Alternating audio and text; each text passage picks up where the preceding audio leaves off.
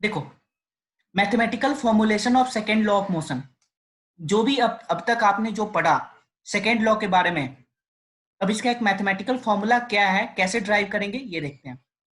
Okay, suppose an object of mass m is moving along a straight line. कोई एक object है, मान लो ये मेरे पास कोई एक ऑब्जेक्ट है जो कि एक स्ट्रेट लाइन में क्या कर रही है, मूव कर रही है ना, एक स्ट्रेट लाइन में ये मूव कर रही है। ओके, ठीक है, with an initial velocity u, और इनिशियल वेलोसिटी क्या है इसका, इनिशियल वेलोसिटी u है। It is uniformly accelerated to velocity v, और ये यूनिफॉर्मली एक्सेलरेटेड होती है, और एक v वेलोसिटी है, ये फाइनल वेलोसिटी है जिसपे पहुंचती है इन टाइम t। और इतना डिस्टेंस कवर करने में इसे जो टाइम इसने यूज किया, ये कितना टाइम था, time t, by the application of a constant force f through out the time t। अगर देखो, अगर आपके पास ये फुटबॉल है ना, ये फुटबॉल है, तो अगर आपने इसे डिस्प्लेस करना है, मतलब इसका पोजीशन अगर चेंज करना है, तो आपने कोई ना कोई एक्सटर्नल फोर्स अप्लाई करना होगा, आपने एक्सटर्नल फोर्स अप्लाई करना है, और एक्सटर्नल अनबैलेंस्ड फोर्स अप्लाई करना है। ओके, और जो कि क्या होगा, कांस्टेंट होगा। The initial and final momentum of the object will be P1 equal to m into U और P2 equal to m into V. बानी कोई डाउट है किसी को, कोई भी डाउट? No sir. ओके, अब देखो, अब मैंने क्या फाइंड आउट किया अभी, मैंने अभी क्या फाइंड आउट किया कि जो आपका इनिशियल जो होगा, इनिशियल मोमेंटम होगा, वो होगा P equal to m into u. ठीक है, ओके, और जो दूसरा फाइनल मोमेंटम होगा, फाइनल मोमेंटम जो होगा वो क्या होता, P equal to m into v. ई नहीं, आप यहाँ पे पी एफ लिख दो क्योंकि ये फाइनल है ना, और ये पी आई होगा क्योंकि ये इनिशियल है। ठीक है, अब देखो, अगर मैं चेंज इन मोमेंटम कह रहा हूं, अगर मैं चेंज इन मोमेंटम कह रहा हूं, विच मींस आपने जो फाइनल मोमेंटम था उसमें से आप इनिशियल मोमेंटम को माइनस करोगे। ओके, और मोमेंटम को हम पी से रिप्रेजेंट करते हैं, मोमेंटम को हम पी से रिप्रेजेंट करते हैं, और ये प्रोपोर्शनल किसके होगा, change in momentum, change in momentum, momentum. Okay, और अब आप क्या करो, इसका फॉर्मूला इसमें पुट करो, इसका जो फॉर्मूला है P1 का ये पुट करो, तो क्या हो जाएगा, m into v final minus का initial m into u. Okay, और मैं इसमें से फिर क्या करता हूं, m कॉमन ले लेता हूं, और मैंने अगर m कॉमन लिया तो ये क्या फॉर्म हो जाएगा, m into V minus U. इसमें कोई डाउट है ये बताओ? जस्ट मैंने एक और स्टेप ऐड ऑन कर दिया, मैंने बस m को कॉमन ले लिया। ठीक है, तो आपके पास जो भी लेफ्ट रहेगा वो क्या होगा, v माइनस यू। इसमें कोई डाउट है? और ये क्या था आपके पास, ये है change in momentum, change in momentum. Okay, any doubt, any doubt? Okay, sir 9.2 में। 9.2, अभी हम वहां पे नहीं गए हैं, अभी बस यहाँ पे हैं, इस वाले पॉइंट तक, यहां तक कोई डाउट है ये बताओ? चलो, नहीं सर। अब मैंने rate of change of momentum की बातें करी, rate of change of momentum की बातें करी, है ना, मोमेंटम। तो रेट आ गया, मतलब क्या हुआ ये बताओ, रेट आ गया विच मींस उसने जो फोर्स अप्लाई हुआ, फोर्स अप्लाई हुआ जो फुटबॉल पे, तो कितने टाइम बाद, वो फोर्स अप्लाई करने के कितने टाइम बाद वो फाइनल पोजीशन पे पहुंचा, या फिर फाइनल वेलोसिटी उसने अटेंड करी। तो उसमें क्या होता है, आपने रेट लिख दिया तो ये प्रोपोर्शन हो जाता है, rate of change of momentum is equal to जो भी आपके पास था, change in velocity, change in momentum, change in momentum और डिवाइड बाय टाइम। ठीक है, बस आपने टाइम इंक्लूड कर लिया, और टाइम इंक्लूड किया विच मींस ये मोमेंटम कितने समय में चेंज हुआ, ये मोमेंटम कितने समय में चेंज हुआ। ओके, तो टाइम भी आ गया यहाँ पे, तो आप मोमेंटम में क्या करोगे, change in momentum, change in momentum divide by time.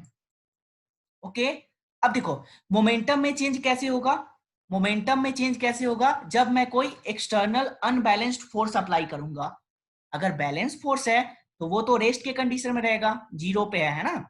अगर मैं कोई एक्सटर्नल अनबैलेंस्ड फोर्स अप्लाई कर रहा हूं, विच मींस ये जो प्रोपोर्शनलिटी है, change of rate of change of momentum जो है, rate of change of momentum ये हो जाएगा F proportion to m into v minus U divide by T. Okay, कोई डाउट? कोई डाउट है ये बताइए, कोई डाउट है? ओके विष्णु, बानी आपका कोई डाउट है?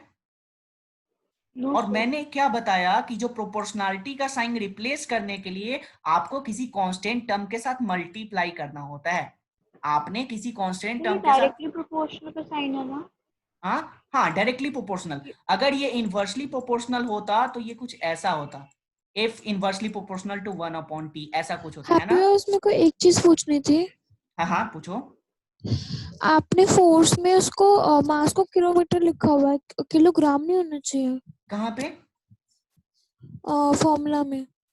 फॉर्मूला में किलोमीटर नहीं है, वही तो देखो देखो, ये किलोमीटर नहीं सर है। वो m तो मास है ना। हाँ, और के जो है, के आपने इसलिए यूज किया क्योंकि आपने प्रोपोर्शनलिटी का साइन हटा के, प्रोपोर्शनलिटी का साइन जब भी आप हटाओगे तो यहाँ पे कांस्टेंट टर्म से आप मल्टीप्लाई करोगे, तभी ये प्रोपोर्शनलिटी सर तो हम हटता है। k की जगह कोई भी ले सकते, हाँ कुछ कोई भी ले सकते सकते हैं। हो, कोई भी ले सकते हो, कोई सुनिए, के नहीं, की के जगह आप किसे ए, इंडिकेट कर रहा है?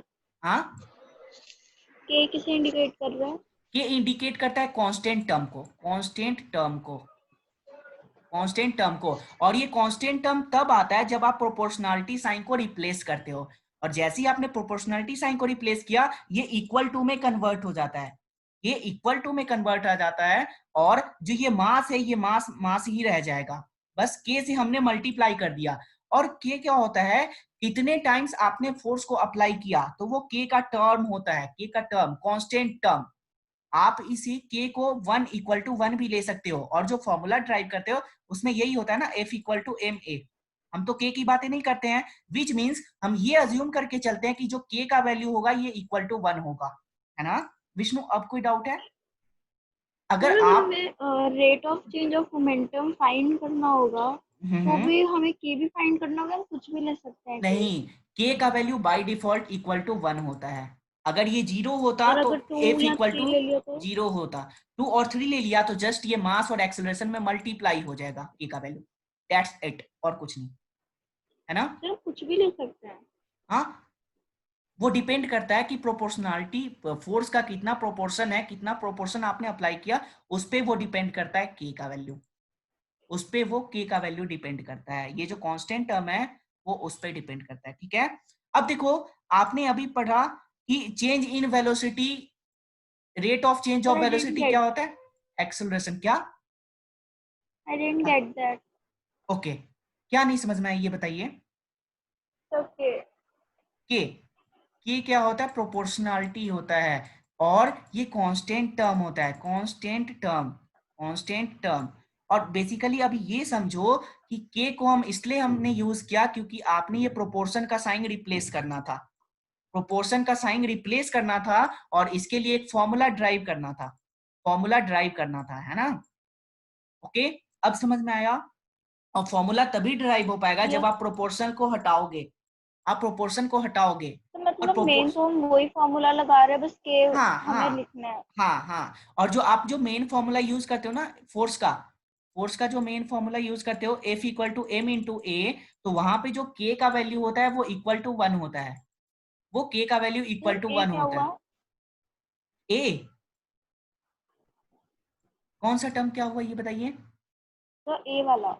a एक्सेलरेशन हुआ, और m आपका मास हो गया, और क्या हो गया? कांस्टेंट टर्म हो गया, ठीक है। अब देखो, मैंने v - u को मैं क्या लिख सकता हूं? a लिख सकता हूं, क्योंकि v - u क्या होता है? Acceleration equal to rate of change of velocity, rate of change of velocity, और rate of change of velocity आ गया, विच मींस यहाँ पे टाइम भी मैटर करेगा, मतलब कितने समय में आपने वेलोसिटी को चेंज किया, यहाँ पे टाइम भी इंट्रोड्यूस हो गया। इसीलिए मैं लिख सकता हूं F = k × ma, F = k × ma, और मैंने अगर k का वैल्यू 1 पुट किया तो F = ma आ जाएगा, और अगर आपने k का वैल्यू 0 पुट कर दिया, अगर आपने k का वैल्यू 0 पुट किया तो क्या आ जाएगा? F = 0। या फिर अगर मास या एक्सेलरेशन इनमें से कोई भी टर्म, अच्छा ये बताओ, मास कभी भी 0 हो सकता है क्या? मास कभी भी 0 हो सकता है क्या? नो एक सर। सिंपल सा क्वेश्चन, और क्यों नहीं हो नो सकता सर। ये भी बताओ। सर, एक बार रिपीट कर दो, सर क्या कह रहे थे आप? मास आपका 0 हो सकता है या नहीं? मास का वैल्यू किसी ऑब्जेक्ट का नहीं सर, क्यों नहीं हो सकता? अगर ऑब्जेक्ट है तो उसका कुछ ना कुछ मास तो होगा ही। Very good. और ऑब्जेक्ट है तो उसका कुछ ना कुछ मास होगा, तभी वो एग्जिस्ट कर रहा है, अदरवाइज वो एग्जिस्ट ही नहीं करेगा, है ना? ठीक है। हाँ बानी, अब क्या समझना था ये बताइए। सर हम एफ को एम ए लिख सकते हैं। हाँ मैं वो तो बता रहा हूँ। और एफ को एम ए आप तब लिखोगे जब आपका के का वैल्यू 1 है। के का वैल्यू 1 हो गया तो 1 से आप किसी को भी मल्टीप्लाई करो, सर ये आपने एफ तो इक्वल देखा टू बाय एम ए आ डिफॉल्ट गया। हमेशा 1 ही होता है कि। हाँ हाँ 1 ही होता है। तो अगर ये कोई पूछ क्वेश्चन देता था, है, हाँ हाँ पूछो। आपने भी बताया कि मास कभी 0 नहीं हो सकता, तो वेट भी कभी 0 नहीं हो सकता। नहीं, वेट जो है, वेट वेरी करता है, मैं ये बोला था। मैंने ये नहीं बताया था कि वेट 0 वो हो सकता है, ठीक है? मैंने बताया था कि वेट आपका वेरी कर सकता है लेकिन मास वेरी नहीं करेगा। और अगर कोई ऑब्जेक्ट एग्जिस्ट कर रहा है विच मीन्स इसके पास मास भी है, और मास है तभी ये वेलोसिटी या मोशन कर पाएगा, अदरवाइज ये मोशन तो कर ही नहीं पाएगा। चाहे आप एक लीव की एग्जांपल ले लो तो उसके पास भी कुछ ना कुछ मास होता ही होता है ना? तभी तो वो फ्री फॉल ये एक पोजीशन से दूसरे पोजीशन पे आता है ना? ओके, अब देखो वेट के बारे में अभी ज्यादा वो नहीं करते हैं। वेट जब हम वो करेंगे, ग्रेविटेशन वाले चैप्टर करेंगे तो उसमें और अच्छे से वेट क्लियर होगा।